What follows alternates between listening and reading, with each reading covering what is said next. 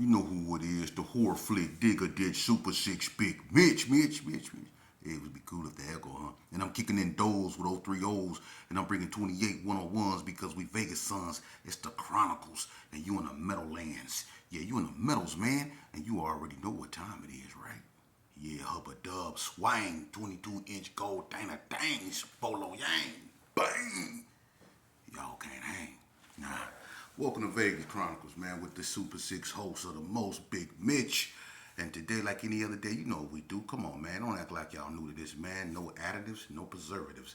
Actual factual, like summer sausages and crackers. Yes, indeedy. Welcome to Vegas Chronicles, man, with your boy. And shout out to everybody that's been rocking with me, man. I appreciate y'all support, man. And like I say, brick by brick, today, like any other day, you know we kick, and we do what we do. All right, let's jump right in it. Shout out to everybody that's been supporting me and following me in this journey, man.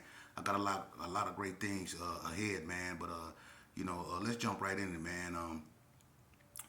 I don't know why people so obsessed with Las Vegas, and I don't know if they're trying to start something between Las Vegas and Cali, but I'm not gonna allow that. You know what I mean? Because like I said, I got so much love for a lot of Cali boys, man. We not gonna let a few rotten apples come in and try to, no, it's not like that, man. Because there's a lot of reputables from California that don't got nothing but love for Vegas, and the feeling is mutual.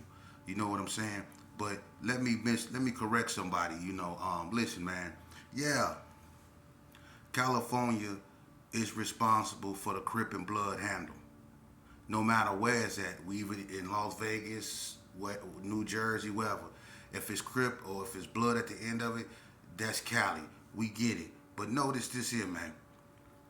Before Crip and Blood was here, Vegas already had gangs, man. We had the Ace of Spades, the GQs before they were Crips, they were a dance group. And the Parus before they were Blood, they were Bang Bang Gang. They ain't got nothing to do with Cali. Neither one was Crips or Bloods, none of that, man. It was just Vegas. Vegas had a lot of gangs that didn't have nothing to do with California. Regular states always had a crew up through there. Everybody always had an identity that didn't have nothing to do with Cali. But when Crippin' came out here and the GQs became the first Crips, it bought something that was brand new, that people liked and they accepted it, but it wasn't forced upon them. People chose to be that, so to say that they came out here and planted nothing, no, man. The influence is there. Just like you got disciples everywhere in Memphis, you got them in Detroit, but we all know disciples and vice lords started in Chicago. But you got just as many black disciples in Detroit as you do in Chicago. So come on, man. It's just how it is, man. But I'm pretty sure Detroit got their own identity, Just like Chicago got its own identity. Vegas got its own identity, But there's no disrespect, you know what I mean? Cali got their thing. Vegas got its thing, man. That's just the way it is. Ain't no big eyes and little U's and nothing, man. Respect goes both ways. Now, someone asked me about the Five Deuce Hoovers who had a presence out here back in the 80s. Someone asked me what happened to him. I'm going to be so 100 with you. What happened to the Five Deuce Hoovers, they occupied Berkeley Square, mostly on Casper Street, which is like the second street when you come off Lake Mead and you turn down D Street, and that first left, that's Casper, But anyway, they was mostly over there, Lil Play, Twin sometimes, Bam, Earl, all them cats, Mouse, all them. What happened to them was the Berkeley Square Parus ran them up out of there. Yeah, ran them up out of there. For real, for real. They didn't even last long over there. They lasted about, I wouldn't even give them a good year, because they got ran up out of there. And where they went to like the outskirts. A lot of them went toward Sierra Vista, over there off Van Patten and all over there in that area. Swenson, Twain, all up over there. They went over there in that area. It's not a lot of Vegas cats up over there. And then Mouse was unalived, you know. So they got shut down and they got ran up out of there, man. That's what happened to the five deuce Hoovers, you know. So that's just keeping it real, man. But since we talking about Cali, I want to talk about something, man. And this is something that happened back during when at the time I caught my case. I think in '92. I think in May. I'm gonna tell y'all a story about a California cat. His name was Double R. He was from Pomona, fat, dark skinned, and he drove a green. What was that? A green Regal? A green. It was green. It was a Regal or something. But he was from Pomona, Southside Village. Now everybody remember when them dudes came out here, Capone, Die Hard, the dude that blasted me in a joint, Tiny Boy, not Baby Reg. It was a few more, a whole bunch of them. It was two sets of Pomona guys that came out here. Sintown, Trey 57, that was Baby Reg them. They the ones that got into it with the White Streets and the Pueblos and all that. But then you had Pomona Southside Village. That was Double R them. They came out here. Well, Double R, he got caught up in something. I don't know. I'm not gonna get into that. But what he do, he got one of the females did some of this on him, right? So what he do is he put the green light on the female. Now this is a case that's well known, so I'm not talking about nothing this is well known. You can look this up in the archives.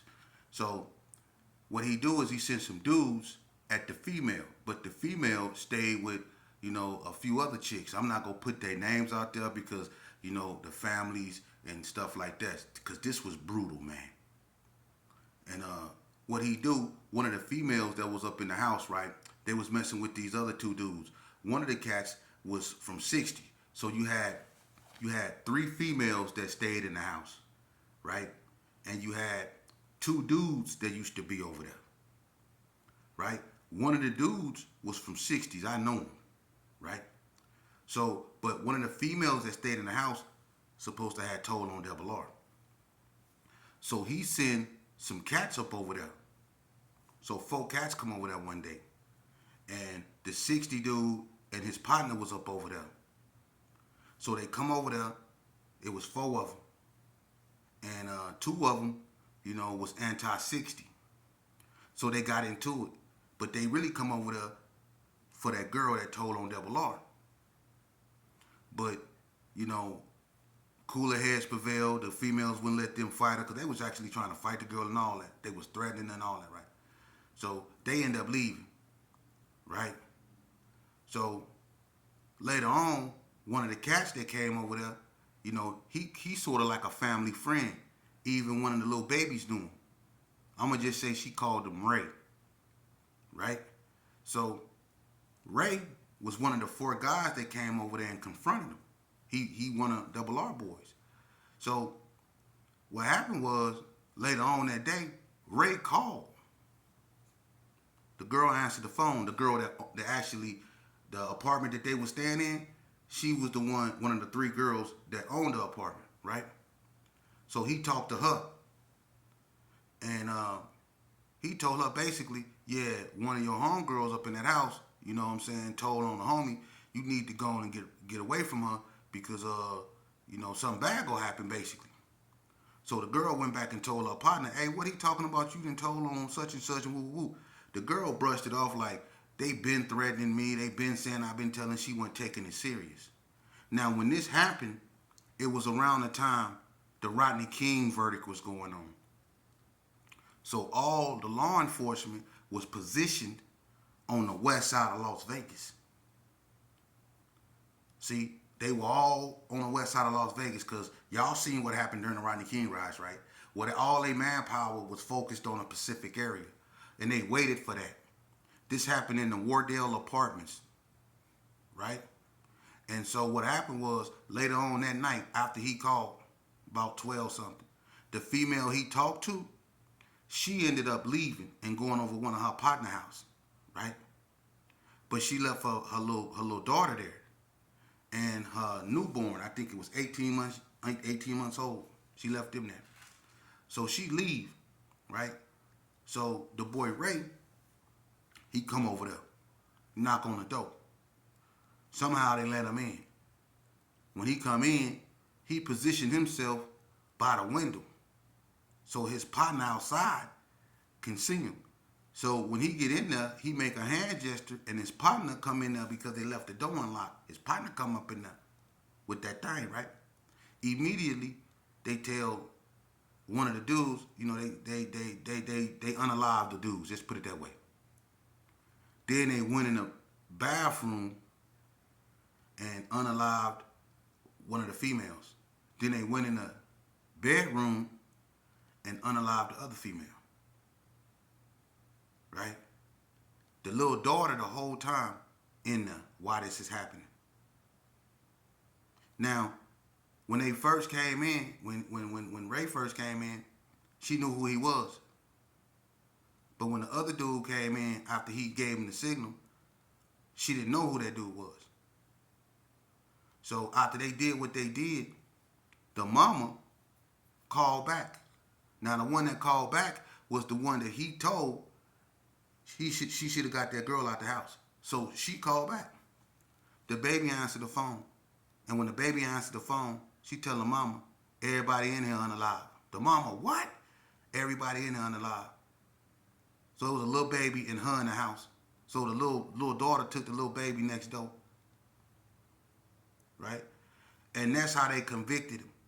That little girl, she called one of them Crazy Eyes, and she called the other one Uncle Ray. This public records, man. Everybody know about this. And that's how they convicted them for what they did. But they wanted the girl that did this here to suffer. And I'm not finna get into that. Let's just put it this way. She suffered. You see? So this is the type of stuff that the Cali cats come out here and do. Honestly, I don't got nothing to do with that, but that's the type of stuff that people do. I mean, it's been stuff that happened that Vegas cats did that wasn't no better. But back then, for something like that to happen the way it went down, that's the type of stuff, cats out here in Vegas look at it and be like, because those other cats ain't had nothing to do with that. Ain't nothing gangster about that. And there was a little girl up in there, man. This is public records. It was a high profile case. Dude got convicted, all that stuff, man. But what I'm trying to tell y'all is this the stuff that y'all brag about. This the stuff y'all brag about. You see? And then to me, honestly, that's what stuff that put a stain on Vegas, because that stuff that Vegas didn't get out like that, man. In front of kids and all of those stuff, no, man.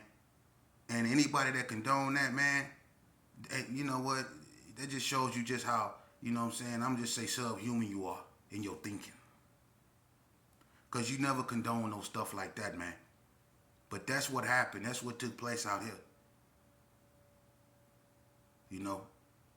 So it's been Cali cats that came out here, man, and done some horrible things, man. And as far as them coming out here and trying to take over, though, like going in people, no one never came in Paru turf and say this is our turf. No one dared came into Gerson and said we from Cali, this what it is. No one went on Donna and say this is what. No one went in the hood. No one went in PB turf. No one went in regular Estates or Crip City or on 40 block or even the Brownies, Bonanza Village, Sydney Sioux, anywhere, ABM turf, Dinah Street Village. No one went in nobody's neighborhood and say this is what it is, man. The Cali boys be on the outskirts of Vegas. They be in Sierra Vista, Maryland, and all over there. Well, Vegas cats don't have no business being. Vegas cats don't go that way. They don't be over there. They do now, and that's what caused a lot of skirmishes. It's been going back and forth with Vegas cats and some Cali cats over areas like that because Vegas cats starting to branch out now in places like Sierra Vista and all over there. So it has been times when they bumped heads, but for the most part, Vegas and Cali get along. So for anybody to try to twist that up, to come on here and try to make Vegas look weak, like people just allow people to come in, it's not like that, and it's never been like that, man. So y'all need to quit that, man. You know, just like y'all in California would not let nobody come out there and do whatever. That's how it is everywhere, man. You know. But moving on. Shout out to Lac Monet, man. I got a documentary that God willing, me and him gonna be able to put together. It's a documentary that we're gonna bring forth. As y'all know, I've been chronicalizing Vegas. I want a lot of people to be a part of this, you know, from all sectors, man. It's not to glorify nothing, but Vegas have a story that we need to tell and get it up out there, man, because it's not too many people left from the real era. And what I mean by the real era, from the era where it all started, not too many people can chronicleize this. A lot of people be lying, and then a lot of people want you to lie for them and make them look like something they weren't. It's a lot of people that's gone, man, that's not here no more, you know, that'll tell you, you know, that a lot of these cats only became something because they, you know, they died off. You know, but to keep it honest with you, we're gonna do a documentary that's gonna talk about, you know, Vegas all the way back from the mob days, you know, when from the inception, when 1947, from, you know, when Vegas was founded, from when the strip was called Fremont and all that. We're gonna go all the way back, and we're gonna bring it forth, you know, all the way up to the Associates, the Byron Boys, the Funkadelics, the Highland Magicians, to the Ace of Spades, the GQs, the OGs. And speaking of the OGs, if I'm not mistaken, and somebody correct me if I am, but if I'm not mistaken, because someone asked me about the OGs, and a lot of people don't remember the OGs. The OGs was a gang that, you know, a lot of people, you know, when you hear OG, you think of GQ. But OGs was called Original Gangsters. And OGs was people like Serpo, you know. If I'm not mistaken, man, I don't want to say that, but I think Chan, man, was hanging out with them, and I'm not, you know, I'm just gonna say that, but it was a few OGs, and I think they occupied Berkeley Square a long time ago, like the Berkeley Square area and the Cadillac Arms area. And if anybody familiar with Vegas, you know what Cadillac Arms and Berkeley Square is, you know. And I think back in the days, the OGs kind of occupied that area. But one of the most known OGs was a guy by the name of Serpo. Serpo is best known for stealing all the Gershon guns and moving to Henderson. He did. He stole all the Gershon guns and moved to Henderson. But the OGs was a gang. I think they fought the War Babies, you know what I mean, and a few other folks, you know. But they wasn't a big gang, and they didn't last real long. But they were a force to be reckoned with back in the days, the OGs. So, and I didn't spend a lot of time talking about them, so you can't forget about the OGs. The OGs was a, you know, they was something to be. They was a force to be reckoned with. And like I say, Serpo, you know, he stole all them guns and moved to Henderson on the Gershons. So you can see they had a relationship with the Gershons too. You know, so the OGs was out there on the forefront too. You know, that's real Vegas history. Another thing, someone said that as far as Rancho High School that I spoke upon, now, when a person say that Rancho was kind of quiet because everybody was, you know, was in sync with each other, that's true. It was a few 60s there, you know, but that didn't last long, you know. And but the thing about Rancho, if you go back and you look in the archives, it was a lot of racial incidents at Rancho concerning blacks and whites. And then to bring it up to date, there was a lot of racial incidents concerning blacks and Hispanics. So even though that is a Donna Street, GQ, Sanchuco, whatever school, you know, it was a lot of incidents at that school. I mean, Rancho have made the news. When they jumped DK from 60s, that made the news because the 6-0s came up there and it was all bad. So Rancho was a bad school. As far as Western, someone said that's a 6-0 school. Well, it's a 6-0 Brownie boy. Some Gershons went there, you know, but it was you could say it's a 60 Brownie school. You know what I mean? And there was a lot of stuff up there. They stayed fighting in the bathrooms and all through there. We came up there one time, to fight the '60s. You know what I mean? So yeah, you can say Western is a 6-0 school. Um, One thing I wanted to talk to y'all about, man, today, man. Kind of get kind of a little serious, man. Um, it's been a lot of people, a lot of our loved ones, and just been, God been calling them home, man. And I just wanted to take this small opportunity to say, man, now is the time for us to cut the BS, man. If you got issues with family members or loved ones, man, now is not the time to be bickering back and forth. Now is the time to tell one another how much you love one another and mean to one another, because we on so much borrowed time that you see how our people and our loved ones are being called home in such rapid fashion. It's just it's just like one after another one. We can't catch a break. So right now, it's the time to where we need to start. I'm serious, man. You can play hard and tough to whatever, man, but what's gonna happen is gonna happen, man. And we all have mothers and fathers that some of us really love. Some of us are fortunate to still have in our lives. And we need to cherish these moments, man. For real. We need to cherish these moments, man. We need to start finding that inner peace, man. For real. Because there's so many people out there that's still at war with themselves. That's why you can't get out the street, man. You at war with yourself. You think everybody trying to hold you back. You think there's a system rigged up to keep you down. And you know what? People might not play fair. That's why when you win, it makes the reward even much sweeter. I was knee deep in the hole that I dug myself in. And couldn't nobody talk to me. I know what it's like to have that I don't give a attitude. But at the same time, when you allow empathy and compassion and common sense to have its place, you realize what you're doing. You're only destroying yourself and that inner hatred that you have. You have to deal with that, because that's the grinding force behind the decisions that lead to your behavior. You see?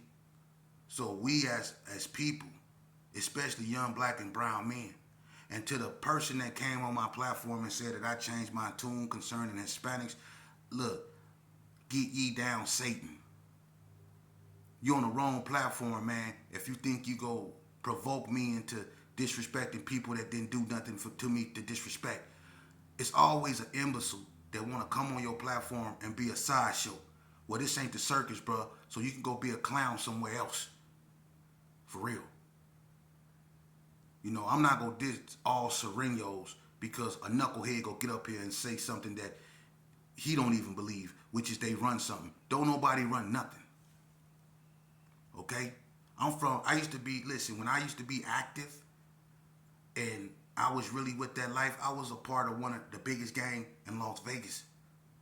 And I was mentored by one of the worst gangbangers Las Vegas ever seen. There's nothing that you could tell me about this game. You ask anybody about me, I lived and I breathed this. They wasn't getting locked up like me. They wasn't putting in the work like me. These cats they wasn't trying to lead their families and be locked up, none of that. See, I was really out there putting it on the line. So when I come and I bring you something, you better believe it's 100. So when a sideshow Bob come on my platform and try to be a distraction, man, I'm get on up out of here. For real. That's why I keep a flask of water. For real. Get on up out of here, man. I'm not going to diss all Southsiders because one knucklehead want to get up here and make an imbecilic statement. We ain't going to do that, man, because some Southsiders are 100. They keep it real. And a lot of them I get along with. I get along with a lot of them. And we have talks because we look at each other as men, because we men before anything. And our conversations is based off respect. And they have a way that they perceive things, and I have a way that I perceive things. And we know when we communicate, they see that we have more in common than we do differences. And everything is just tribalism, ethnocentrism. But when you talk to one another, And I know some brothers, just like some Hispanics, can't be talked to, but the ones that can, when we come together and we actually talk and we hear each other out, it's beautiful. Because 9 times out of 10 we get to understand it. And I'm gonna tell you something about Hispanics, the real ones.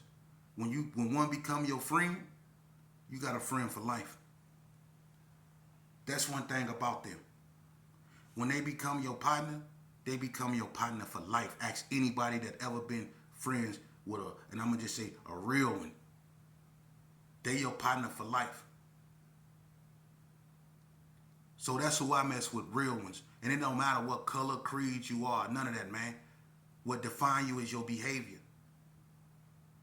That's gonna always define you, not what somebody think about you or not what somebody call you. What defines you is how you act. And I done met a lot of stand-up guys, all different colors.